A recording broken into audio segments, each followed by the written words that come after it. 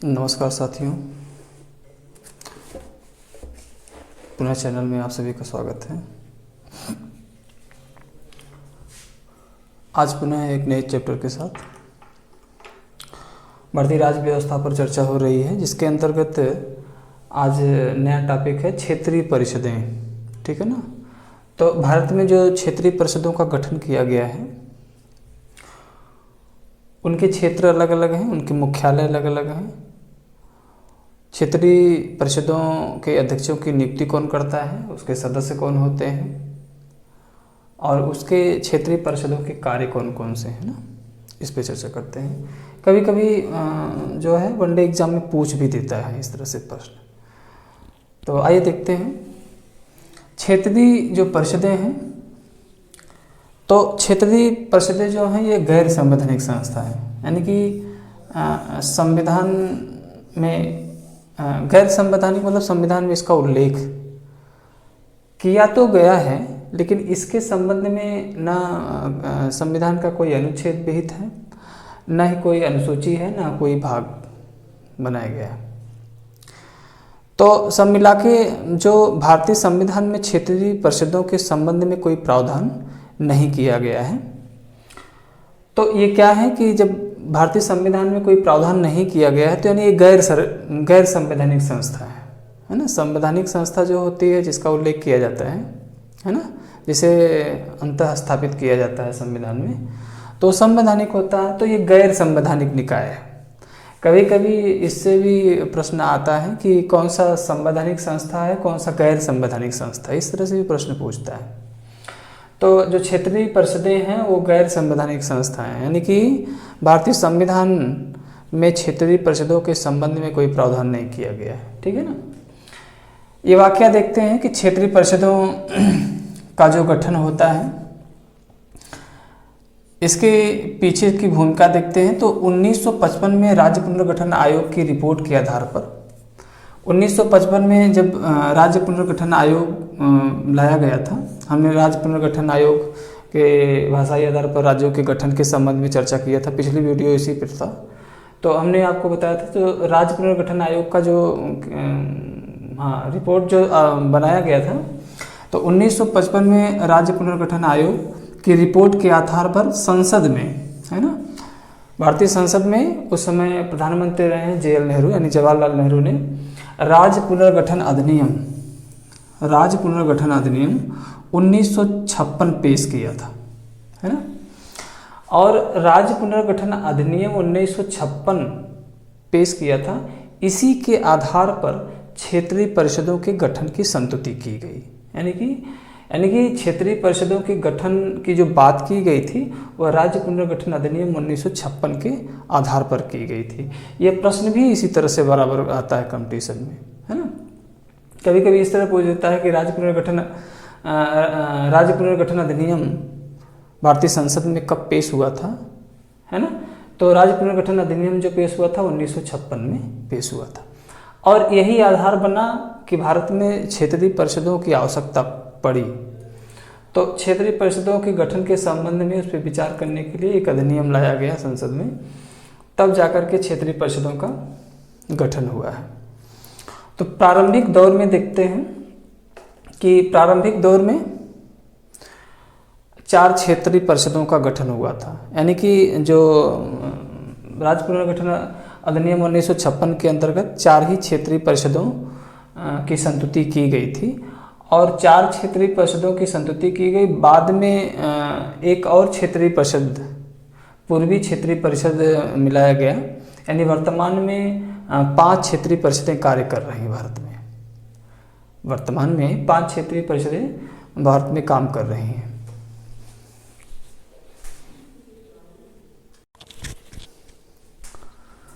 तो वर्तमान में 5 क्षेत्रीय परिषदें कार्य कर रही हैं।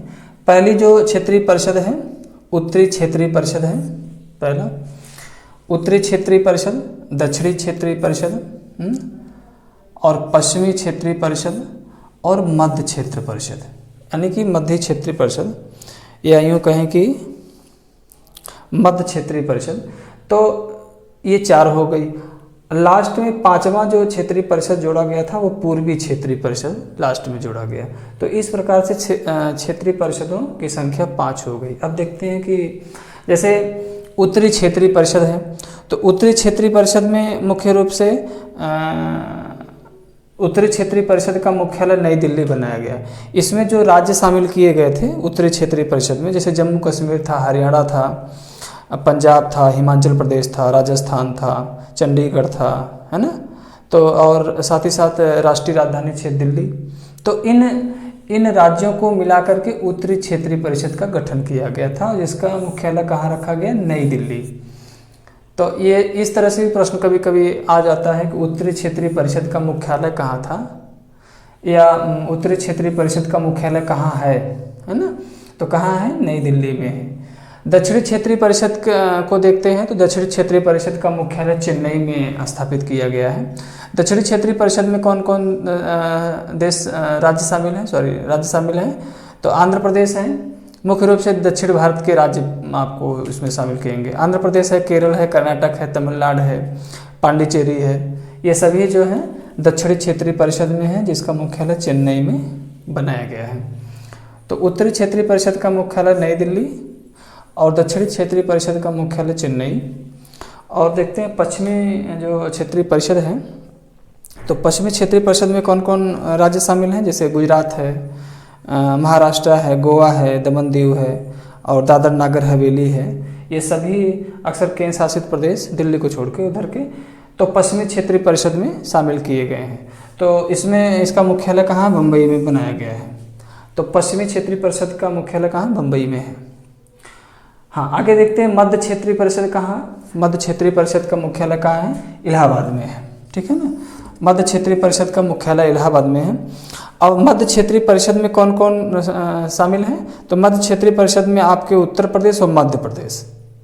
हाँ, मध्य क्षेत्रीय परिषद में उत्तर प्रदेश राज्य है और मध्य प्रदेश राज्य है, 2 ही राज्य हैं जो मध्य क्षेत्रीय परिषद में शामिल हैं, जिसका मुख्यालय इलाहाबाद में है। ये इम्पोर्टेंट है, बराबर प्रश्न कंपटीशन में भी आता है कि मध्य क्षेत्रीय परिषद का मुख्यालय भी कभी कभी पूछता है, तो इलाहाबाद में है। और मध्य क्षेत्रीय परिषद में कौन कौन से राज्य शामिल किए गए हैं, तो एक आपका यूपी है आपका, और दूसरा है एमपी, यानी कि 2 राज्य मध्य क्षेत्रीय परिषद में शामिल है। अगला देखते हैं, अंतिम में जो क्षेत्रीय परिषद का गठन किया गया था 5वां क्षेत्रीय परिषद था, जिसे पूर्वी क्षेत्रीय परिषद के नाम से भी जानते हैं। तो पूर्वी क्षेत्रीय परिषद का जो मुख्यालय स्थापित किया गया था वो कोलकाता में निश्चित किया गया था, है ना, कलकत्ता में है। तो पूर्वी क्षेत्रीय परिषद का मुख्यालय कलकत्ता में। इसमें कौन कौन से राज्य शामिल हैं, जैसे पूर्व की तरफ के राज्य जो शामिल हैं, जैसे बिहार है, पश्चिम बंगाल है, उड़ीसा है, असम है, सिक्किम है, मणिपुर है, त्रिपुरा है, मेघालय है, नागालैंड है, अरुणाचल प्रदेश, मिजोरम, ये सभी जो है पूर्वी क्षेत्रीय परिषद में शामिल हैं, जिसका मुख्यालय कहाँ है, कलकत्ता में है। तो अक्सर उधर पूर्वोत्तर के राज्य शामिल हैं और पूर्वी राज्य जो शामिल हैं वो तो शामिल है ही। तो इस तरह से पूर्वी क्षेत्रीय परिषद का मुख्यालय कलकत्ता में है। अब आगे देखते हैं क्या है आगे। हाँ, अब जो क्षेत्रीय परिषद का गठन किया जाता है या गठन जो होता है, तो क्षेत्रीय परिषद का जो गठन किया जाता है वो राष्ट्रपति के द्वारा किया जाता है ना। जो अध्यक्ष होते हैं, जो सदस्य होते हैं या उपाध्यक्ष की जो नियुक्ति होती है, तो कौन करता है, उसकी राष्ट्रपति करता है। यानी क्षेत्रीय परिषद के अध्यक्ष या उपाध्यक्ष की नियुक्ति राष्ट्रपति करेगा। और भी इसके अध्यक्ष के अलावा बहुत सारे सदस्य भी हैं। अध्यक्ष के अलावा उपाध्यक्ष हैं, उपाध्यक्ष के अलावा बहुत सारे सदस्य हैं। तो देखते हैं कि जो सदस्य हैं कौन कौन शामिल हैं। तो क्षेत्रीय परिषद का गठन कौन करता है, राष्ट्रपति करता है। ये अलग प्रश्न है कि क्षेत्रीय परिषद का गठन कौन करता है, तो राष्ट्रपति के द्वारा किया जाता है। तो राष्ट्रपति के द्वारा किया जाता है। तो भारत का गृह मंत्री जो होता है वो क्या होता है, वो क्षेत्रीय परिषद का अध्यक्ष होता है। मोस्ट इम्पॉर्टेंट है ये, मोस्ट इम्पॉर्टेंट है। यानी कि भारत का गृह मंत्री क्या होता है, क्षेत्रीय परिषद का अध्यक्ष होता है। और देखिए कि अध्यक्ष तो आप जान गए कि जो भारत का गृह मंत्री होगा वो क्षेत्रीय परिषद का अध्यक्ष होगा। और उसका मनोनयन कौन करेगा, उसकी नियुक्ति कौन करेगा, राष्ट्रपति करेगा। यानी राष्ट्रपति ही अध्यक्ष और उपाध्यक्ष की नियुक्ति करता है। आगे देखते हैं कि क्षेत्रीय परिषद का उपाध्यक्ष कौन होता है। तो क्षेत्रीय परिषद में आने वाले राज्य का, यानी कि जिस भी क्षेत्रीय परिषद में, चाहे उत्तरी हो, दक्षिणी हो, या पश्चिमी, मध्य हो या पूर्वी क्षेत्र में, इनमें जो राज्य मिले हैं, जैसे उत्तरी क्षेत्रीय परिषद में जो राज्य होंगे, दक्षिणी में जो राज्य होंगे, तो इन राज्यों के, यानी प्रत्येक राज्यों का मुख्यमंत्री क्या होता है, क्षेत्रीय परिषद का उपाध्यक्ष होता है ना। उपाध्यक्ष कौन होता है, यानी कि उपाध्यक्ष वह होगा क्षेत्रीय परिषद के अधीन आने वाले जो राज्यों के मुख्यमंत्री होंगे। भाई क्षेत्रीय परिषद के अधीन जो भी राज्य आएंगे उनके मुख्यमंत्री क्या होते हैं, क्षेत्रीय परिषद के उपाध्यक्ष होते हैं। तो ये कॉन्सेप्ट आपके क्लियर हो गए होंगे। तो ये भी इम्पॉर्टेंट है कि क्षेत्रीय परिषद का उपाध्यक्ष कौन होता है, पूछता है वनडे कंपटीशन में हमेशा। तो क्षेत्रीय परिषद का उपाध्यक्ष कौन होता है, तो विकल्प में रहता है कि प्रत्येक राज्य का मुख्यमंत्री, है ना। जैसे क्षेत्रीय परिषद का अध्यक्ष कौन होता है, तो विकल्प में दे देता है मुख्यमंत्री दे देता है, प्रधानमंत्री दे देता है ना। प्रत्येक राज्य का मुख्यमंत्री दे देता है, और जो भी मतलब विकल्प जो भी दे दे, तो उसमें क्या होता है कि राज्यों के, हाँ, यानी कि राज्यों के मुख्यमंत्री ही क्षेत्रीय परिषद के उपाध्यक्ष होते हैं। अध्यक्ष तो आप जानेंगे गृह मंत्री होता है, भारत का गृह मंत्री जो है क्षेत्रीय परिषद का अध्यक्ष होता है। और कौन कौन सदस्य होते हैं, सदस्य बहुत हैं इसमें। सदस्य कौन होते हैं, राज्यों के राज्यपाल द्वारा मनोनीत दो मंत्री, यानी कि जहाँ भी, जैसे अब एक राज्य का भी राज्यपाल होता है, कभी कभी दो राज्यों का भी मिला करके एक राज्यपाल बना दिया जाता है। तो प्रत्येक राज्य का जो राज्यपाल होगा, है ना, तो राज्य का राज्यपाल क्या करेगा कि अपने, यानी कि जो राज्य होगा उसका, अपने राज्यों से दो वर्तमान मंत्री ही उसके सदस्य भी बना दिए जाएंगे। दो मंत्री उसके सदस्य बना दिए जाते हैं। क्षेत्रीय परिषद के सदस्यों के रूप में जिस भी राज्य का राज्यपाल होगा, क्षेत्रीय परिषद, जैसे पश्चिम में जो राज्य होंगे, मध्य में जो राज्य होंगे ना, दक्षिण में जो राज्य होंगे, तो उन राज्य का जो राज्यपाल होगा वो दो मंत्री को नियुक्त कर सकता है। वो क्या होंगे, क्षेत्रीय परिषद के सदस्य होंगे, ठीक है ना। यानी अध्यक्ष उपाध्यक्ष को छोड़ करके सदस्य की नियुक्ति को बता रहा हूँ। अब क्या है, अब संघ राज्य क्षेत्र के लिए राष्ट्रपति द्वारा मनोनीत एक सदस्य। आप देखिए कि संघ राज्य क्षेत्र के लिए, यानी कि जो संघ राज्य क्षेत्र जो केंद्र शासित प्रदेश है, केंद्र शासित प्रदेशों के एक सदस्य को, यानी केंद्र शासित प्रदेश का एक सदस्य राष्ट्रपति द्वारा मनोनीत किया जाता है। यानी कि अब वो एक सदस्य जो होगा केंद्र शासित प्रदेश का या संघ राज्य क्षेत्र का जो एक सदस्य होगा, वह विधिवेत्ता हो, है ना, यानी कानून का जानकार हो, और साथ ही साथ विभिन्न मामलों की, उसके जो सामाजिक मामले में या राजनीतिक मामले में, आर्थिक मामले में उसको जानकारी हो, ठीक ना। कई विषयों का वो विशेषज्ञ हो या जानकार हो। तो जो संघ राज्य क्षेत्र या केंद्र शासित प्रदेश का एक प्रतिनिधि जो राष्ट्रपति द्वारा मनोनीत किया जाता है। तो जितने भी, जैसे 8 केंद्र शासित प्रदेश हैं, तो 8 केंद्र शासित प्रदेश से 8 लोग, ठीक है ना, 8 लोग नियुक्त होंगे जो विभिन्न क्षेत्रों में पारंगत हों। इस तरह से है। और कौन सदस्य बनेगा, योजना आयोग का जो सदस्य गण होंगे वह क्षेत्रीय परिषद के भी सदस्य बन सकते हैं या बनाए जाते हैं। तो योजना आयोग के जो सदस्य हैं, यानी योजना आयोग क्या मतलब, इसको नीति आयोग कहेंगे, ठीक है ना। तो योजना आयोग ही अब नीति आयोग हो गया है ना। हाँ, नीति आयोग। तो नीति आयोग के, हाँ, सदस्य गण क्या होंगे, वो क्षेत्रीय परिषद के सदस्य बन सकते हैं। इस तरह से भी है। अगला है राज्यों के मुख्य सचिव। प्रत्येक राज्य का मुख्य सचिव, यानी कि भाई प्रत्येक राज्य सरकार का सचिव अपना होता है। तो जो राज्यों के मुख्य सचिव होंगे वर्तमान में, तो जो राज्यों के मुख्य सचिव होंगे वो भी क्षेत्रीय परिषद के सदस्य बन सकते हैं, ठीक है ना। तो इस तरह से क्षेत्रीय परिषद के सदस्य की नियुक्ति हो गई, ठीक है ना। अब चलिए, ठीक है। अब जैसे कभी कभी इस तरह से भी प्रश्न पूछता है कि निम्नलिखित में से कौन सा क्षेत्रीय परिषद के संबंध में सही नहीं है, तो आपको डिटेल जानना पड़ेगा। इस तरह से जो नहीं है का क्वेश्चन आता है, बहुत टिपिकल होता है। अब एक शब्द में पूछ दे कि क्षेत्रीय परिषद का अध्यक्ष कौन होता है, तो नीचे विकल्प में होता है, दे देगा गृह मंत्री, तो आप लगा ले जाएंगे। लेकिन अभी थोड़ा सा डीपली पूछ देता है तो आप क्वेश्चन को गलत कर देते हैं। इस तरह से तो सचिव हो गया, सदस्यगण ये सारे, तो अध्यक्ष, उपाध्यक्ष और सदस्य जो है इनका मनोनयन इसी तरह से होता है। आगे देखेंगे कि क्षेत्रीय परिषद का काम क्या है, ठीक है ना, इसके कार्य क्या हैं। भाई क्षेत्रीय परिषद का जो गठन किया गया है इसके कार्य भी निर्धारित किए गए होंगे ना, तो अनावश्यक तो है नहीं क्षेत्रीय परिषद, इसके भी अपने कार्य निर्धारित, क्या क्या कार्य निर्धारित किए गए हैं।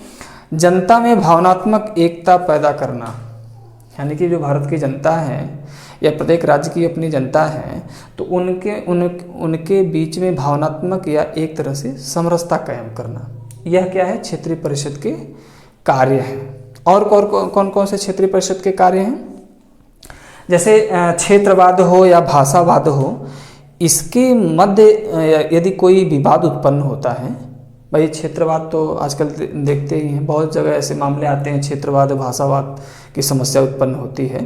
तो यदि ऐसे मामले अगर उत्पन्न होते हैं क्षेत्रवाद या भाषावाद के मामले, तो उसमें क्या है कि एक बचाव का, है ना, एक समझौते का कार्य करेगा क्षेत्रीय परिषद।